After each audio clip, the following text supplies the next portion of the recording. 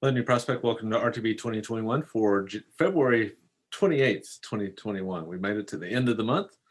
So we've been through 2 months of RTBs, and I hope you've been blessed by these. And congratulations for those of you who've continued reading. If you're a little bit behind, that's fine. If you're a little bit ahead, that's fine too. And just the point is, just keep reading, keep studying, and God will continue to speak to us through His Word. I am confident of that fact. So our text for today, we've got kind of a chapter and a half in Exodus. We've got chapter 11 verse 1 through chapter 12 verse 21. Then we got Luke 14, Job 29, and then a massive text in 1 Corinthians 15 that is just so rich we could spend probably a year on it. So let's tackle these one at a time. We'll start with Job this time. So in Job 29, we're been in Job's final speech, but chapter 28 was kind of a little bit of an interruption, that hymn of wisdom, and now we're getting back to that final speech. I think of Job.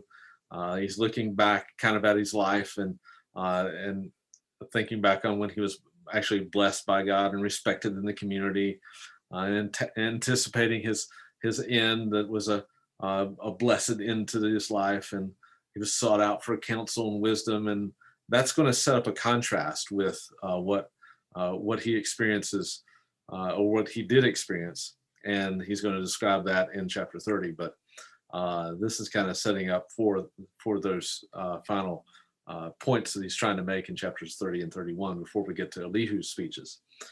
In chapter 11 of Exodus and going into chapter 12, we have, of course, the build up to the Passover. So we're getting to that final plague, the 10th plague, which of course would kill off the firstborn of the Egyptians. What I think is really interesting about this text is before we even get to the Passover event itself, we have, of course, Moses' instructions on the Passover, and detailing how the Israelites were to remember the Passover event. Of course, this was going to be the great symbolic deliverance of Israel. And for the Israelites, when they celebrate Passover, they think about a redeeming God. They look back on what He has done and anticipate what God will do in the future for them. Look back, remember, celebrate, anticipate. That's kind of what the Passover does. And if you remember, many times when we've celebrated the Lord's Supper, this is how I kind of present it. The Lord's Supper, of course, was what is Jesus was celebrating with his disciples. He was celebrating the Passover, and the Lord's Supper for us does the same thing. We look back at God's great deliverance, we remember it, we celebrate it, but we also anticipate what God is going to do in the future, and it also bonds God's people together. It's so important to have this one yearly event for the Israelites, for the Passover, for them to remember and to coalesce around God's great deliverance of them, for the purpose of forming them into a people. And we too, as we celebrate the Lord's Supper, can remember and celebrate how God redeemed us and coalesced us into a people of God. And we anticipate the day when we can eat and celebrate that Lord's Supper with Him again. We'll talk more about on the next one about the kind of the significance of the Passover, in terms of the Passover lamb and things like that, but I'll save that for the next one. So a bit of a cliffhanger there. Then that brings us to Luke chapter 14. So again, we'll see some familiar text here, some familiar teachings. You have the parable of the great banquet, the wedding feast. You got Jesus again healing on the Sabbath and incurring the wrath of those who are the Pharisees, who are trying to hold to these strict Sabbath laws. And we talked about that a few weeks ago as we were looking at the Sabbath in the Ten Commandments. So I'm not going to hit on that too much. I do want to focus in on the cost of discipleship here that Jesus gives in chapter 14, verse 25, where He talks about that if anyone does not come after me and hate his own father and mother and children and brothers and sisters, yes, even his own life, he cannot be my disciple. Whoever does not bear his own cross and come after me cannot be my disciple. Sometimes I mentioned this in sermons before, but sometimes in my classes I'll ask students, what do you think Jesus taught about this particular issue? And then I'll actually have them look up the passages where Jesus actually taught about the issue, and they're often shocked about how, you know, what they thought Jesus taught and what he actually did is pretty shocking. I think some of the most shocking teachings of Jesus, some of the most radical teachings of Jesus involve the issue of discipleship, of following after our discipler and becoming like him. Well, if you want to become like Jesus, you have to take up your cross and follow him. Well, do we need to hate mom and dad as well?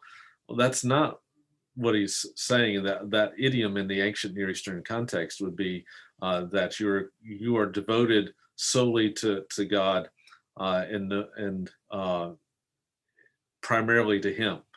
Your affections, your allegiances go only to him. And it's not that you hate in the sense that you have this, we have hate in one context, right? It's an emotional response that's not a good thing in our culture, in our context. But in that ancient context, it would be to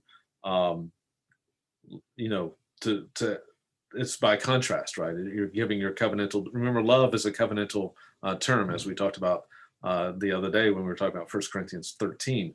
This is a context of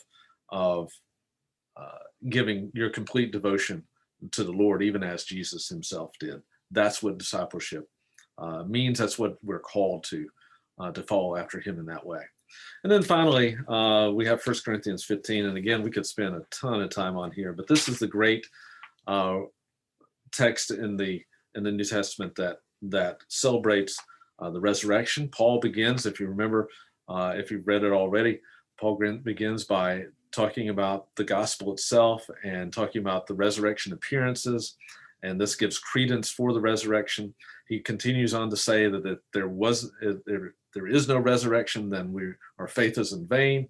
And then I love the final passages in 1 Corinthians 15, where Paul at the end talks about how through the resurrection and through ultimately our resurrection from the dead, that Christ was the first fruits of that resurrection, of our resurrection.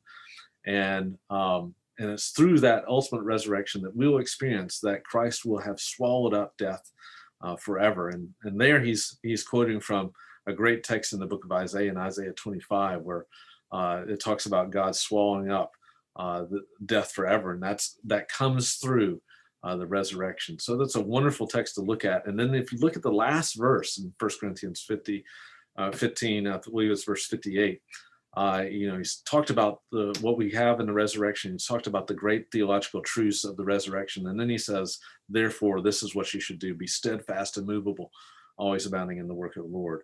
This is how we respond to the indicative statement, to who we are, what we have in Christ, in the gospel, in the resurrection, the promise of the resurrection. This is how we respond by living it and implementing it in our lives together as a covenant community of faith, as New Prospect Baptist Church. So some good text to meditate on today, on this day, February 28th, the last day of February 2021. Hope you have a great rest of the day.